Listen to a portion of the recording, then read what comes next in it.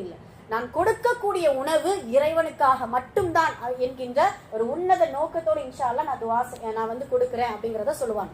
அந்த அளவுக்கு ஆயிஷா ரலியல்லாஹு அன்ஹா அவர்கள் சின்ன சின்ன விஷயத்துல கூட இஹ்லாஸ் உல தூய்மையோடு சஹாபிய பெண்களும் சரி சஹாபாக்களும் இருந்திருக்காங்க அப்படிங்கிறத நம்ம பார்க்கிறோம். சுபஹானல்லாஹ். இப்ப இதை நாம் முதல்ல நம்ம எடுத்துக்கிறோம். எந்த அளவுக்கு அப்படின்னு சொன்னா ஒரு அறிஞர் அழகா சொல்லுவாங்க, பாலைவனத்துக்குள்ள பயணிக்கிறோம், இஹ்லாஸுக்கான ஒரு நமக்கு தெளிவு கிடைக்கிறதுக்கு இது சொல்றாங்க. பாலைவனத்துல பயணிக்கக்கூடிய ஒரு மனிதன் அந்த பாலைவன அந்த சுடு மணல்ல வேற யாருமே கிடையாது, அவனோடு சில ஆடுகள் மட்டும் என்ன செய்யுது, மேய்ந்து கொண்டிருக்கிறது. அப்பொழுது தொழுகையுடைய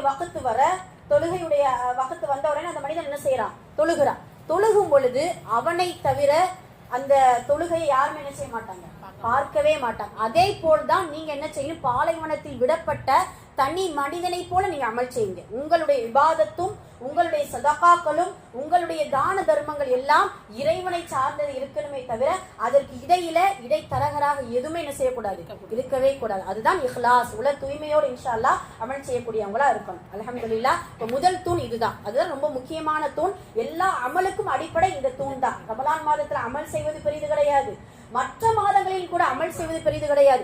மலையளவு அமல் செய்தவன் கூட மறுமையில் மண்களாக தூசிகளாக பறக்க விடப்படுவதற்கு ஒரே காரணம் என்ன, அந்த அமலில் கலப்படம் இருப்பதின் காரணமாகத்தான். இன்ஷா அல்லாஹ் நம்மளுடைய நியத்தை சரி செய்து கொண்டு இஹ்லாஸோடு அமல் செய்யக்கூடிய பாக்கியத்தை ரமலானில் நம் அனைவருக்கும்